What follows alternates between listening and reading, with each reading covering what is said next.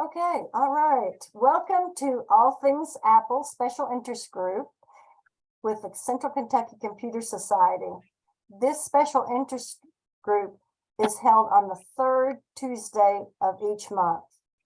You're welcome to join us on Zoom by going to www.ckcs.org for future Zoom meetings. I'm joined today with the other SIG leaders, Joe Dietz, Joe, Kurt Jefferson, and Janet Cartmill. All right. And today we're going to show you some tips on the iPhone, the Mac, and the iPad. And we're going to start off with Joe Dietz talking a little bit about the iPhone. Okay, tonight we're going to talk about some aspects of the iPhone that I find really, really nice, and it's called widgets.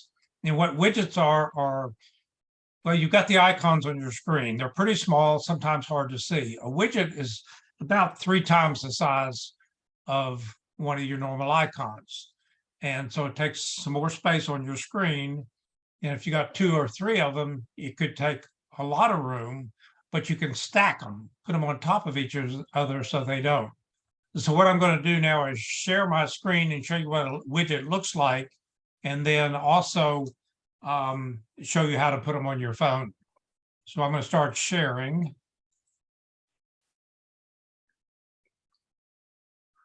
Takes a minute to hook up here. And sometimes it works. Yay. Okay, what you're seeing now is my home screen. It's got a lot of the normal apps. Let me get the annotator out here.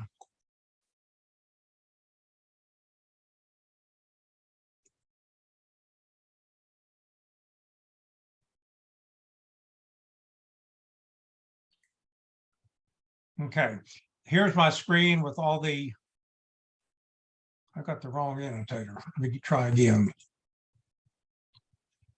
There we go. All my different icons. And on this first page are things that I use the most. I don't want to have to go looking for them. So I've got it right here on my home page. But here's what a widget looks like. It's bigger. And this one represents my calendar. It's showing me today on the 21st. The things I've got left for today is the Apple SIG. I've also got some other things on here. And it's not streaming through, but I got 3 dots over here. And so if I touch this calendar and drag down, I've got the weather report, big letters. And if I touch it again and drag down, I've got my clock. So it just makes things easy to see. And so what I'm going to do right now is I'm going to delete this and show you how to regenerate it. To delete things on your phone, you hold in a black area or an area that's nothing on, and then you can go up and tap on the minus sign. And this one says, do you really want to remove this stack? I'm going to say yes. And so now I've got this. I've still got my icons wiggling, and I've showed you how to do that before, I think. And once we've got that at the top of your screen, you'll see a plus sign up here. And I'm going to tap on the plus sign. And then it's going to give me all kind of different widgets that I can use. And this depends on which apps you have on your phone and so forth. So right now, I'm going to look for my calendar. And once a calendar pops up, you notice there's 5 dots down here. That tells me there's 5 different versions that you can do. There's this one. There's this one. There's this one. This is the one I use. And when you're using the widgets, you can use a variety of different sizes. But if you want to stack them, they all have to be the same size. So let me show you again. We can use this simplistic one, which I like. Here's a little bit more information about today and tomorrow. Here's some information about today and tomorrow spelled out in more detail. And here's one with just the monthly calendar. And here's another one. So you can go through those and pick whichever you want. And I'm going to say, this is the one I want. So I'm going to tap on Add Widget. And you notice it's pretty big. It starts moving my other apps around. I still want to get 2 more up here. I'm going to go up here again and Add Widget. And now I'm going to go down here and search. I want to put the weather app here. And here it is. I think there it is. And again, you can get a variety of information here. This is a fairly simple one, but you can also get one with the long range forecast or for hourly forecast, and then even more information of the week. And so I'm going to go back to this one and I'm going to tell it to add the widget. You notice it's still taking up more space. In fact, it started moving some of my apps over to the next page, which I don't want, but I can fix that in a minute here. So I'm going to go up here and add another one. And let's see, which one did I want? I had the calendar. I want to find a clock. So scroll down here until I find a clock. And then I've got several versions of the clock. World clock, basic clock. So I'm going to go back here and get Add Widget. You know, it's really taking up a lot of my screen now, and I'm losing a lot of the apps that I really want to have on the first screen. So what I'm going to do now is I'm going to take my finger on this app and I'm just going to drag it over to here. And it stacks it. And I'm going to do that again with the calendar. I'm going to drag it over to here. And now it's brought my apps back on this screen. Once I'm finished here, I will touch on the black or an unused area again. And there we are. If I want to look at these, I just touch it and drag, touch and drag, touch and drag. And it gives me the information that I asked to show me. And it's a little more, well, it's a little bit bigger, so it's a little easier to see. So any questions on that? How many people are using widgets right now? Okay, several of you, good. The one thing to consider about, I didn't really realize this, but if I go to this weather, if I click on that, that's probably the temperature outside, because some of the widgets are constantly working. And what that really means, one, it's current, and two is it's using a little bit more battery. But if you're not having any battery trouble, don't worry about it. Okay. Joe, can you show your clock in your widget? I knew somebody was going to do that. What? Do you want to change it to Eastern time? Okay, this, when you do the clock, it shows, I think that's what is it, Cupertino? Cupertino. Cupertino, Yeah. and that's where Apple's headquarters is. So they set their default clock for that. But in order to correct that, I'm just going to push on it, I think. And once I do that, it gives me some options of, I can remove the stack, I can edit the home screen, I can edit the stack, or I can edit the clock. I'm going to edit the clock, and it's going to see it went to Cupertino, which is their headquarters, but I can just tap on that, and then I can type in a city nearby. Lexington doesn't show up, but Louisville does. So I'm going to type in Louisville here, L-O-U, and there's Louisville. So I'll tap on that, and that's there. And then now it's the current time. The previous time was 3 hours earlier on this, and it did need to be straightened out. Thank you, Janet. Okay, so the next thing I wanted to talk a little bit about was, see if I can get my screen up here. Joe, can I ask a real quick question? Sure. You can have multiple clocks showing different time zones in your widgets, right? Yes. Okay. One of the widgets showed 3 or 4 different, 3 cities, I think. But the problem with that is it was a bigger widget, and so it would have to be on its own platform. But you could have multiple widgets of the same size showing different cities if you wanted to. Is that right? Yes. Mhm. Okay. But again, if you're going to stack them, they have to be the same size. Gotcha. And you saw all the different varieties. Let me just go back to that just a minute and hit on our, make them wiggle, hit on the plus sign. There's so many things here. You can do your photos, you could do maps, notes, and scrolling on down, we got calendars, the App Store, batteries, books, so many different things that can be here that you might find. Here's one that you probably don't know of. This is a automatic gate opener for my gated neighborhood.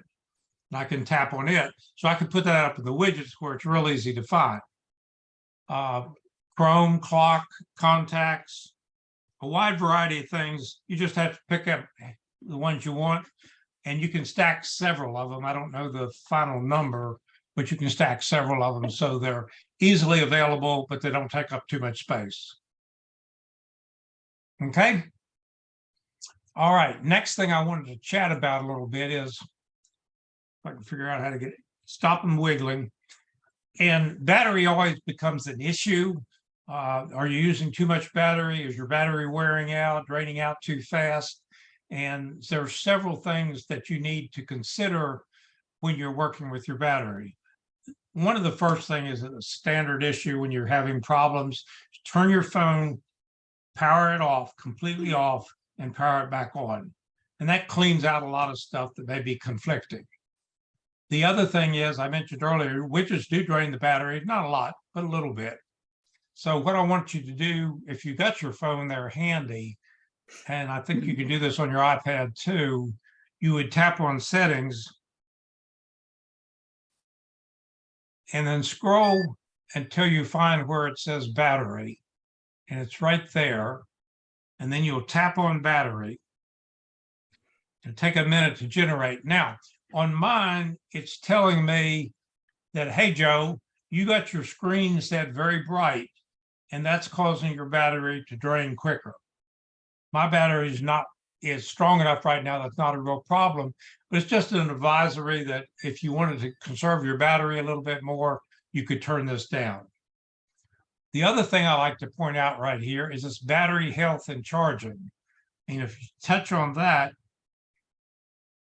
it'll bring a screen up like this. And you notice right here at the top, it says maximum capacity of 96. I've got a fairly new phone, but I use it a lot, and I work it a lot on, particularly on Apple classes and things like that. So I'm at 96, and that's pretty good.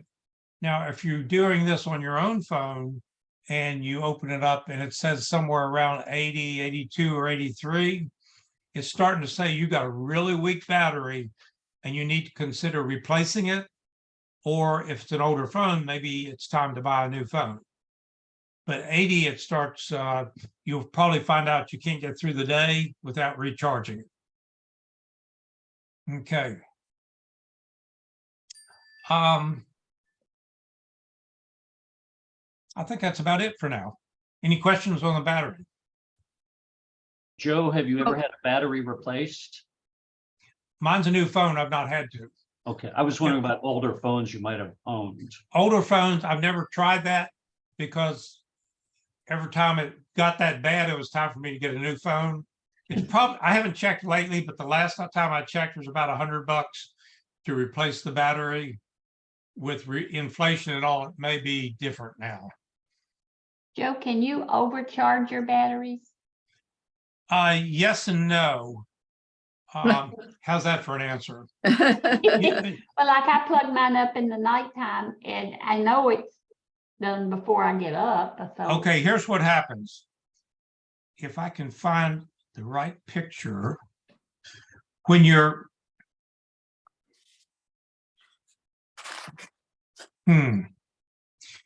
okay, your battery, when you plug it, I usually plug mine in at night too. And when I get up in the morning, it's fully charged. But they say you should not do that. Oops. And so what Apple has done, it recognizes when I plug it in, and it also recognizes when I get up. I unplug it, whatever. So you can see what this screen says. At Mhm. some point in time in the night, it stopped charging. At 12:27. See the 12:27 at night? stopped there? Yeah.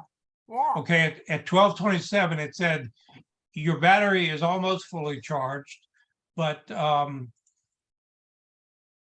we don't want to keep charging because of what you just said, Jan. Sometimes that's hard on the battery. So they stopped charging and then restart it at 6 o'clock. So when I get up and start using it, well, it's going to be finished charging at 6 o'clock, which is a pretty good time for me to be up and starting to use it. So it just don't let you overcharge it then. Correct. It tries to prevent you from doing, I don't think it overcharges. It doesn't overcharge it. It just continually trying to charge it. It can't overcharge it, but it Okay. keeps trying to do things to it, which puts stresses on it. Well, Joe, when do they want you to do it, and how long does it take to charge this?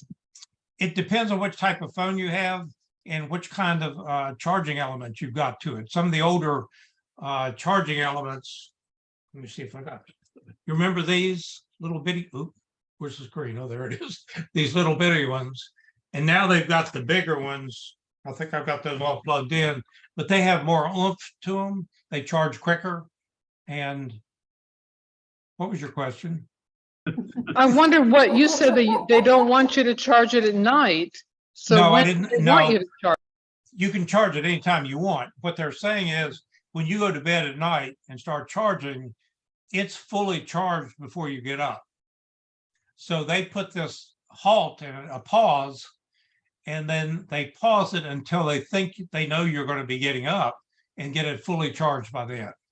So there's nothing wrong with doing it at night at all. Joe, there's an article about this in either last month's CKCS newsletter or the month before, exactly about this. And the guy that talked about it says it's all about heat. It gets too hot. You're lying there in bed, it doesn't need to be charged, and the battery wears out quicker because it gets too hot night after night. So he stopped charging it overnight. He charged it before he went to bed. He unplugged it. Maybe he left the phone on overnight. And as soon as he got up in the morning, he plugged it in while he was having breakfast or feeding his animal or whatever. But there's a good article if you want to go back. I don't remember what issue it was, but it may have been last month or the month before. But it described exactly this. Yeah, How so you the should- issue really is heat, because when you're charging, you're heating your phone up.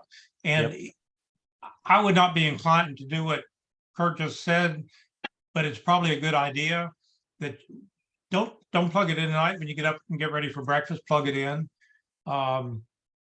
Or when you're out running the dogs, whatever, and plug it in for more of a short-term version. I It's probably a think good that- idea, and I probably won't do it. Yeah, I think with the optimized battery charging, so go back to your battery, Joe, to your settings battery, Mhm. and you can turn this optimizing battery and charging on. All right, see Right. down here? If you Right have here. that on, once it reaches 80%, it's gonna stop until it knows that you're close to getting up and using it, and then it's gonna finish charging it. So anyway, there are a couple of different ways to do it there, whichever suits you. And the issue is basically you want to keep this number 99, where I've got 96 up here. You want to keep that as high as possible. And that's by not utilizing a lot of stuff you don't need. And there's maybe next week I can give you a list of some of the things that help conserve battery more. But I think my time's run out here today. I got to let the other Yes. people speak. All right, okay, let's move on. So if you'll quit sharing your Oh. screen, we will turn it over to Kurt for him to share a couple tips on the Mac. Okay, thanks, Brookie. I'm just going to briefly talk about some utilities you can use on the Mac. They've been around for a while and can you see my screen? Yes. Yes. Okay, thank you. I just made a list of them. And they're very easy. Disk utility, which is in the utility folder in every Mac. Can you maximize that screen? Let's see. That's not any better. Okay, it got rid of your background though. That's good. Okay. Yeah. Disk utility is one. I can email this. This is a real simple handout if you want it. Disk utility is the name of the built-in one on the utility folder in every Mac. And here's a website on how to use it. There's one called Cocktail, which I don't know where they got that name. It's by a company called Maintain. It's only $19 for a single user. Real quickly, disk utility lets you fix your hard drive if you're having trouble with it. It lets you erase your hard drive. Very basic things, but you can do it with the built-in utility. Cocktail is different. Mac OS is built on Unix, the Unix operating system. We have Windows, we have Mac OS, and we have Linux and Unix. Unix is what runs the internet. All those computers out there on the internet are running some form of Unix. Well, Cocktail will delete your user logs on the Mac. Unix is anal retentive. If you've ever seen the TV show Monk, or if you know anybody who's obsessive compulsive, oh, I've got to wash my hands again. That's what Unix is like. It tracks everything, and yet the user never sees the logs. They're hidden. Well, Cocktail, and I'll show you it, it will delete daily, weekly, and monthly logs and get rid of them, and several other logs. So you don't need to mess with them. They don't store up, they delete. The third one, if anybody remembers Norton Utilities or Disk Doctor, this is called Tech Tool Pro, and it's probably one of the best utilities you can buy for the Mac. It's been around forever. A lot of people probably remember Norton, Peter Norton, Disk Doctor, Disk Utilities, and all that kind of stuff. This is kind of it, and it does everything imaginable. Let me show you here. Let me quit this. When you first install Tech Tool Pro, and you can close this at any time, but it tells you things it's monitoring. Can you make it bigger? I can try, maybe not. Okay. But it tells me, for example, this computer that I'm using, this old Mac Mini that's currently running, is running at 109.4 degrees Fahrenheit. It tells me how full my hard drive is. Now you can do this on the Mac. You can find out this, but this is so much easier because it opens a bunch of stuff at once. I've got 2 hard drives on this machine because it's old and they didn't sell Macs with solid state drives back in 2014. Here you can take snapshots of your machine, and if you need to recover something, you can go back in time and recover it. This is just a little segment of what Tech Tool Pro looks like. It's called Monitor. Here is the full-blown Tech Tool Pro app, and this comes with Tech Tool Pro, and of course it's an old Mac, so it's slow. Come on, you can tell it's slow here, and Zoom is running. Here we go. This tells you, let me get that out of the way. This tells you some of the stuff that it will check over here. Here's your gauges. It tells you about how much of your there's my USB. Oh my gosh. There's my cache. Here's my processor, how fast it's running. And this is really geeky stuff, but it's part of the package that's pretty neat. It tells you your internet network, how fast my current speed is. It's just over 100. That's my connection speed. And then it tells you my Thunderbolt speed, which is a port, which is a connection on the back of the machine. This is the Mac Mini. Tells me it was made in China, like everything, November of 2014. Apple calls it a late 2014 model. So it's all kinds of stuff in here. Over here are some of the tests that you can run. You can run all of them. You can have a quick suite test. You can have an intermediate. You can do the full suite, and it will take, could take an hour. You click here to start it. Those are some of the tests. Here are some of the tools involved You can erase your hard drive, system maintenance, disk speed, check that. If you have things that aren't working right, maybe they're corrupted, where you can use volume, rebuild to fix that. There's just all kinds that it will check your processor to see if it's okay. It will check your memory. It will check your video card. It will check your audio card, check your network, all these things. It'll check your Bluetooth if you're having trouble. But this is called Tech Tool Pro, and it's probably probably one of the best tools you can use. A number of years ago on this same Mac Mini, I bought AppleCare, and since it's not running a solid state drive, it's running an old type hard drive, which is like a little needle running over a 45 RPM, running at 7,200 revolutions per minute. That's kind of how old hard drives work. They were mechanical. Solid state drives have nothing in them. They're on iPads and iPhones. There's nothing movable in them. If you buy a new Mac today, they all have solid state drives. There's nothing moving. This computer is old enough, it has a hard drive in it.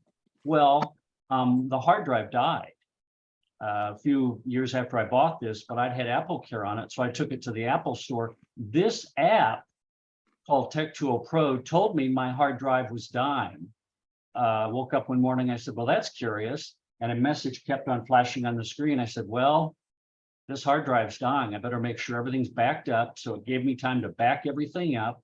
I took it into the store, and the guy checked it at the Genius Bar. This is even back when they were in Fayette Mall. And he said, yep, your hard drive's dying.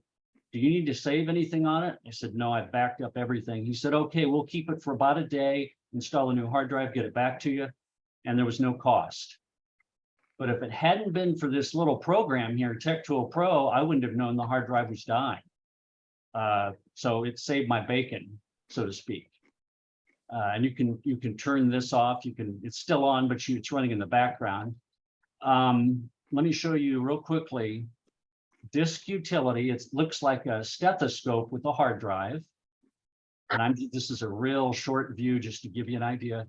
You pick the hard drive you want to fix or erase over here. And if you have a solid state drive, there's probably just one. This has multiple hard drives because it's an older machine. And over here, you can choose first aid.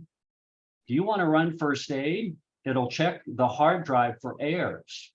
And then it will repair it if necessary. And it runs through and takes time and repairs it. You can partition the hard drive if you want. Got a little partition in this whole hard drive, which is about a terabyte hard drive. I can add partitions, but this is a built-in tool that you can use to clean up your hard drive. You can erase it, you can fix it, you can repair it, all kinds of stuff like that. Finally, the last tool is Cocktail. And I'm going to lean back and drink one as I'm kidding. Talking about this app. This is called Cocktail. I don't know where they got the name. It's like, hello.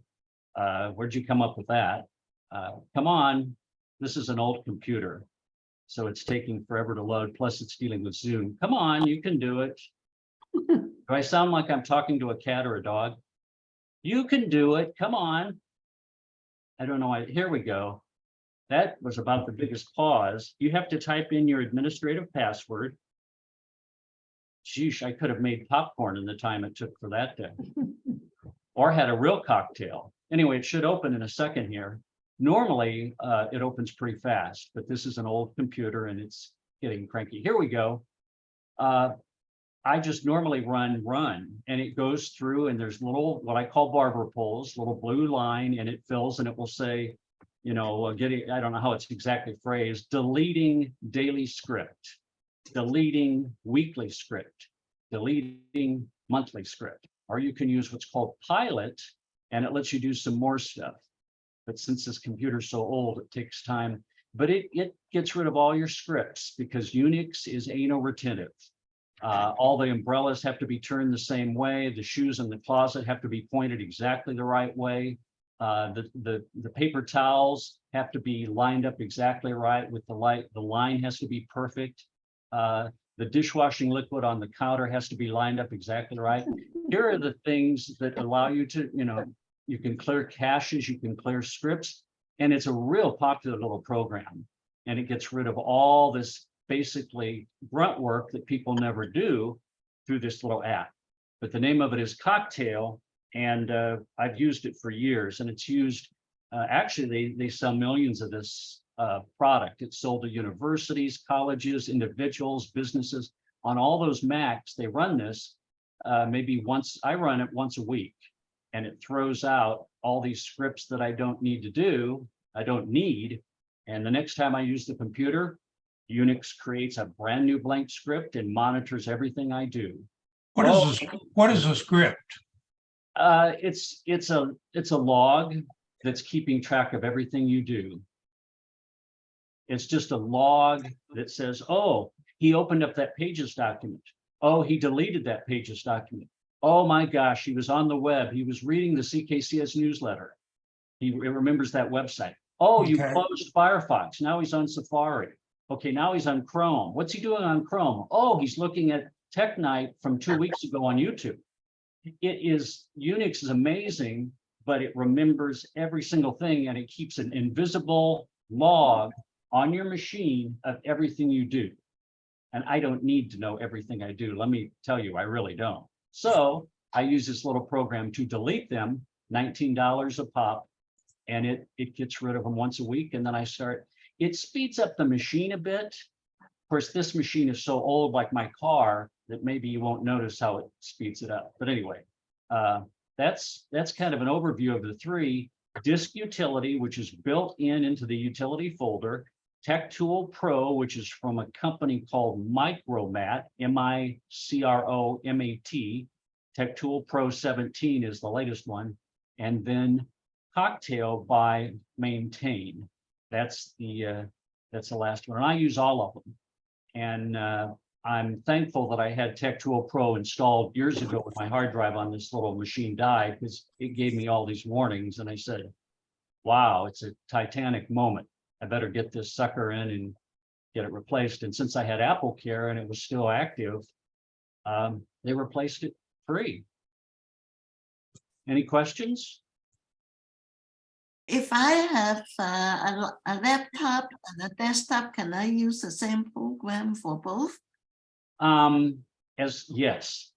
With all of them you can, as long as one is not on at the same time. I know that's, or both aren't on at the same time. Boy, whatever. What did I just say? Who knows? I resemble that one. I'm sorry.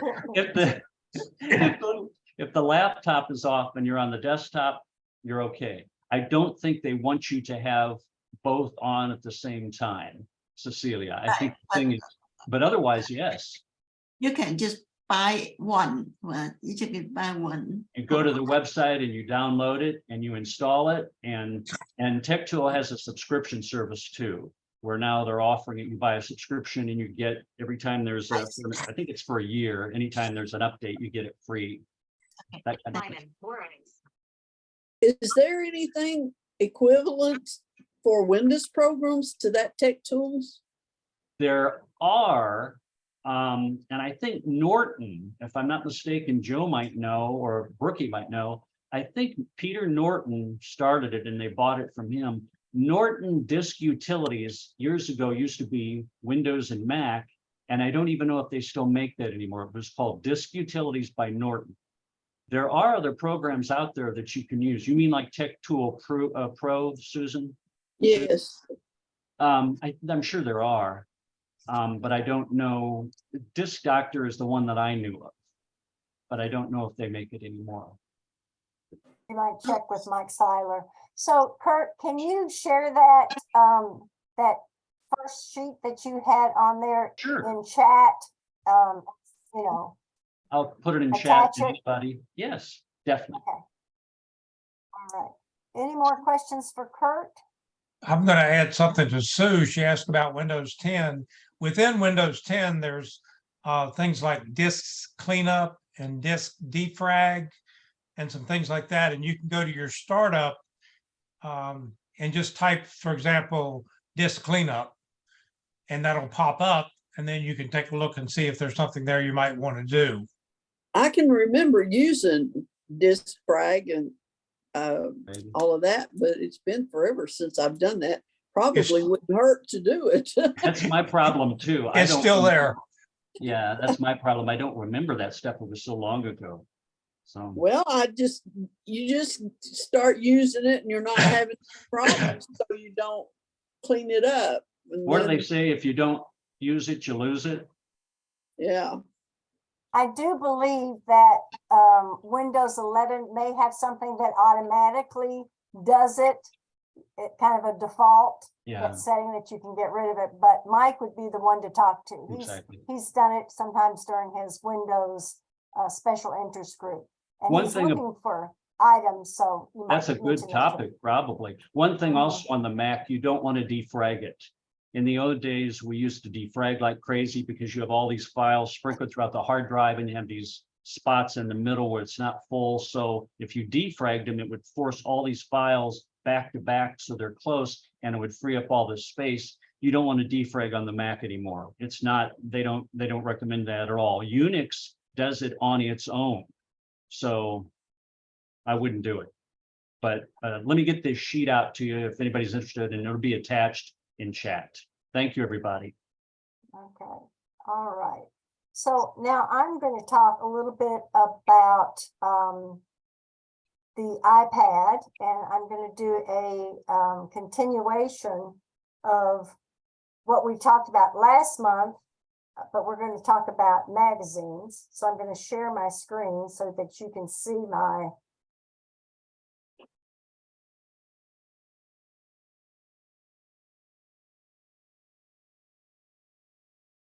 Okay, it's thinking about it.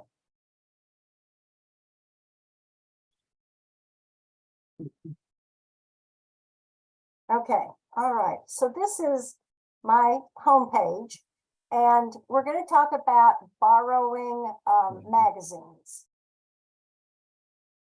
Okay, so I'm going to be talking about two different apps. I'm going to be talking about.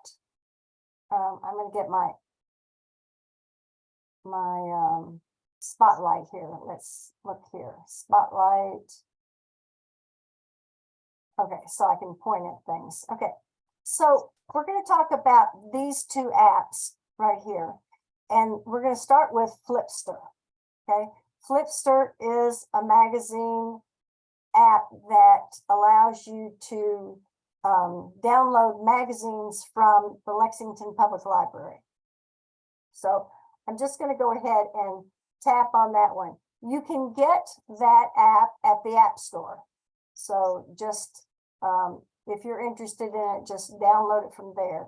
Then you'll have to put in your library card, and I don't think you have to have a password, but Yeah, you probably do. have to, yeah, you have to put your library card and your password in, and then you get this screen that comes up, and it's just really, really easy to work. You have categories, but let's just talk about what shows up first, so you can browse. Okay, so here's all the different magazines that you can check out. These are free. Yeah, these are free, and there's a limited time for I believe Flipster. I do know for Libby for the other libraries, but so you can go up here to categories. If you don't want to be scrolling through, you can go up to categories, and you can kind of see the magazines that fall into these different categories. All right. So if you're interested in food and cooking, you can tap there and it will show you lots of food and cooking magazines. All right. Or maybe you're into automotive. Okay. So these are just some of the magazines that you can download. I'm going to go back to all magazines, and then go over here to where it says search.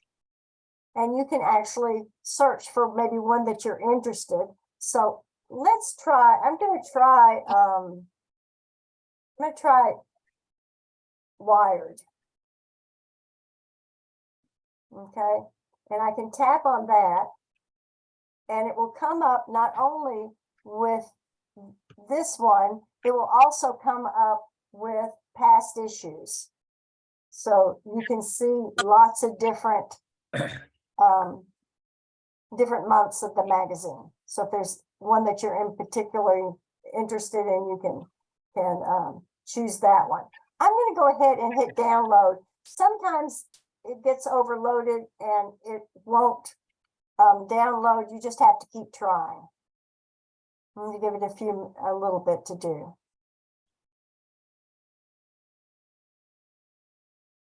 Okay, so then read comes up. I can tap it and then I can start reading it. All right. So you have access to, just tremendous amount of information here. Okay, so that is the app to use with the Lexington Public Library. Any questions about that one? This works couple- really well. Sometimes I'll have my iPad and on the road somewhere and I need something to read. I can just log into Flipster and find a magazine of interest and I'm good to go. Right. So down here you have Explore and then you have My Shelf. And when you tap on My Shelf, you can look at the ones that you have downloaded. How do you turn the Okay. page? Say it one more time. When you're in the magazine, how do you turn the page? You just Swipe. swipe your finger. Okay. Yeah. So I'm just taking my finger and I'm just swiping it. Okay. Now, Brookie, that's showing 2 pages at a time. Is there some way to make it one? Actually, I haven't tried that. I mean, we can try it. Have you, when you've done it, have you just had one? I think I only had one. One thing you can do, of course, is just squeeze it or unsqueeze it and it'll blow it up. Expand it with your fingers, Yeah. yeah. So that's what I usually do. And you can do this on your telephone too. It's smaller, but if that's the only thing you have, you can expand it and read. Any other questions about this one? Is there a limit for how many minutes you can read it? Perky? Not that I know of. Okay. It shows oh, maybe it's on the other one that shows how many, there, read. It takes me back to where I left off reading. This one doesn't really show how far I've gone in each one of them. Oh yeah, it has. There's percent, 9%, 11%, 30. I've looked more at this one, but that's all I know. Brookie, are you in landscape or portrait? I'm in landscape. Okay, if you do it in portrait, it shows up 1 page. Okay, so if we go to clean eating. Yes, there we go. Good. Good to And then know. swipe. And it just goes over the next page. Okay. All right. So those are the magazines there. Do you delete them? Is there a way to delete them when you're done reading them? So you don't Yes. fill up your, Yes, you can. And you want to do that. See the little trash can here? See that trash can?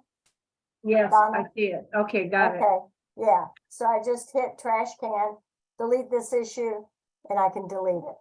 And Joe made a good point that this probably takes up room on your iPad, so you probably don't want to put a whole lot on there, or if you're finished with them, you want to go ahead and delete them. Okay? All right. Is there any way, if you see an article that you really want, or like a recipe that you really want, can you clip and save? Screenshot. Screenshot. Oh, yeah, I forget about that. Yeah, that's what I would do. I would do a screenshot, there's that one. And then you get to that and then just do your screenshot. And there's my screenshot. Okay, remind me how you take a screenshot on an iPad. All right, okay. So what you do is, I'm gonna go back to this one. All right. And you press the top button on your iPad and your home button at the same time. So when you squeeze both of those, you saw that flash that's down there, and then you just tap it and you have it. Got it? Got it. Thank you. All right. Okay. All right, so let's go back to my home screen and let's talk about getting more magazines. If you have, and we talked about this last month, is that if you live in Lexington, you can get the Lexington Public Library card, and then you can take that card to some of the adjoining counties and get the, like I got mine at Georgetown, Scott County Public Library, and then I have access to Kentucky Libraries Unbound. All right, so that just gives me more options. People in Georgetown can come to Lexington with their library card, and they can get access to the Lexington Public Library. So they have a reciprocating agreement, so people can have access to both systems. So Kentucky Libraries Unbound, they do have access to magazines on the Libby app. This is the Libby app. All right. So you notice that I have Kentucky Libraries Unbound. I have it, I've tapped it. So it's the one that I'm looking at. And I can just tap it and it takes me to this page. On this page, I'll go up here and I will tap that.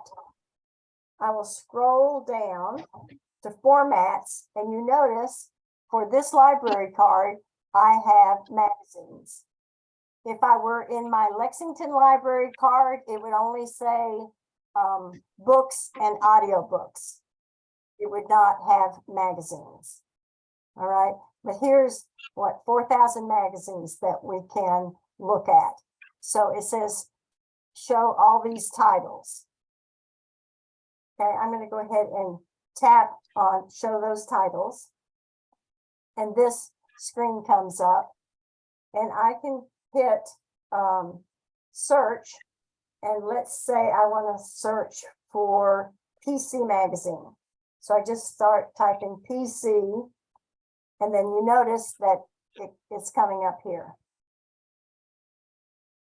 So then I can go to PC magazine. I can tap it. And you see several of the PC magazines series comes up. And if I tap on PC magazine here, then it tells me about it. And then it also lets me get past copies of it as well. Okay. So, and then more. All right. So that's just another source. They may have different magazines. In case you can't find them on one app, you might find them on the other app. Brookie, do you download them or you just read them while you're in that app? Yeah, I think these are downloaded. Let's just put that on. Let's just tap it and see. I'm going to borrow it. Borrow, and I can borrow it for 7, 14, or 21 days. And then I can tag it if I want to. Okay, I can open magazine. All right. I'm not sure that it's downloaded or that I'm just having access to it. Does anybody else know? Kurt, From do you know by what any you just chance? did there, it appears to me you're using the internet Yeah. Yeah. as I opposed think- to downloading it. But I think some of the older issues, I'm not sure about PC Magazine, but I think some of the older editions of magazines you can download to like your iPad or your computer or your iPhone, but sometimes the newer ones, they lock down and you have to read it online while Online. you're there. I think I've seen that in the past where you can actually download older editions like July or something. Okay, so there it is. All right. Okay.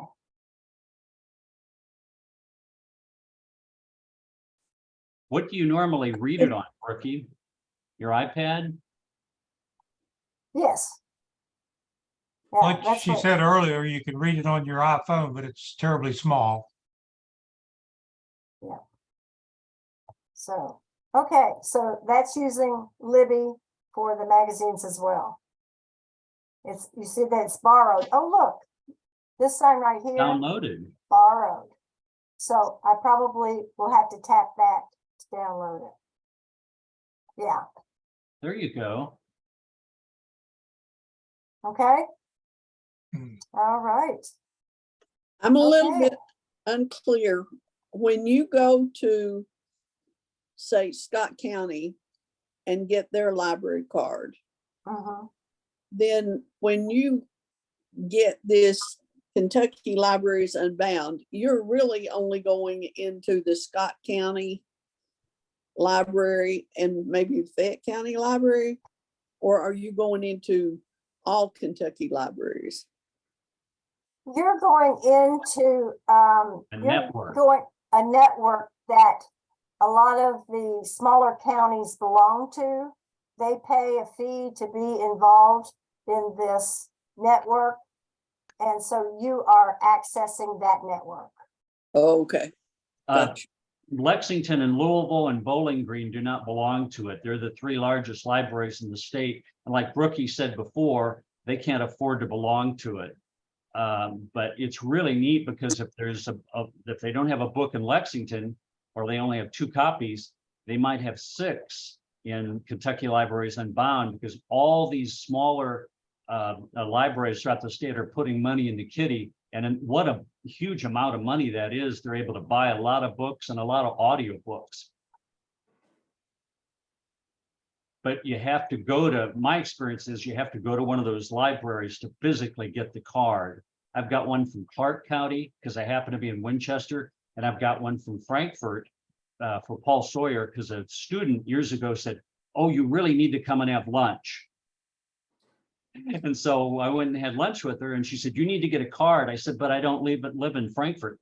She says, "Anybody in the state can get a card there." And I'm glad I did, because I've used Kentucky libraries more than I can even mention the books I've checked out. And they're just, in Lexington, there's so many people trying to get at that book, where if I go to maybe Frankfurt or Clark County, it's a smaller population, and I can get the book because they have all the same books that all these small libraries are sharing. You understand what I mean? If you go to Right. Clark County, they don't just have 6 books, they might have 15, because it's all the money from all these counties that are sharing. So it's really cool. Yeah, so you're basically talking about ebooks, but I also belong to a book club. And when we get our book list out, everybody rushes to the library to check them out. So I will check Georgetown and see if they actually have the book, if it's not an ebook. And then I just drive to Georgetown and pick up the book, the physical book, not the ebook. You're the one. Yes. So, But they won't no, send it to Lexington. They won't send it. No. No, you Question, have to- Brookie. you have to go. On Flipster, can you download or use Flipster on your computer? Oh, I haven't tried. I think you can. I've done that on the Mac, so you can do it on any, yeah. Oh, okay. It's a web-based thing, so I believe you can, Joe. You Okay, so can. that just, if you can do that, it'll give you a bigger screen. But it's limited because you have to watch it, view it on that. They don't let you share it with your iPhone if you download it on your computer. So whatever device you download it on is what you read it on. And the iPad is pretty much ideal for that. It is. So can I mention real quick that I put up 2 documents in chat if anybody wants to read them. The utilities page it's a PDF. I put that in there for you to access. And I also found the article from September 2022 from the CKCS newsletter about not charging your phone overnight. And I copied it. I did a screenshot, saved it as a PDF, and it's in there too for you to read, anybody who's interested. Okay, so take time now if you want it to go to meeting to the chat thing, because once we turn this off, you won't have access to it. So go ahead, go there, and then go ahead and tap on the little blue circle with the white arrow. And you'll be able to download it to your device if you're interested in them. I have another question. The Lexington Library card, does it have an expiration date? I Yep. think so. They all Yeah. expire. Yeah, I got notified. I don't remember exactly how I got notified. The Georgetown one only was good for a year, but all I had to do was call them. And they, Same thing with Frankfurt. Frankfurt, okay. And Clark County hasn't expired yet. During COVID, I was told they were real lax because of COVID. They did not expire the cards as they normally do. So you got a lot more time with them. Mhm. But yeah, you'll get an email from them. The email you give them when you sign up for a card that says your card is expiring at the end of March. And you have to physically go in and renew it or call them. Well, I've had my card for years and I have not received an email that it's expired. Are you still using it? Not like I should know. There's the rub. So maybe it is expired. You might check on that. I think it's pretty easy I to went in renew it. before the pandemic, I had to go in and I was wanting a book to be transferred from another library and went through a bunch of stuff. And I haven't heard anything from them since that. But unfortunately, I just find it way too easy to put books on my Kindle. And Yeah. That's true. Yeah. So You can always call them. They're pretty friendly at all those libraries. Just call them and tell them who you are. You have a Yeah. card and you want to know when it expires and they'll have it on. And whether you can renew it online. Yeah, I know. or over the phone. I mean, I the renewed the phone. Georgetown one on the phone, so. yeah, I know All John, right, so I could call her and ask her. yeah. All right, anybody have any other questions at this point? All right, if not, we'll see you, especially maybe next month at this SIG, but don't forget all the other things that we have going on. Thanks, Thank guys. Thank Yeah, you. Thank you all. Thanks, everybody. Say good night, all. Good night, all. Bye. Now.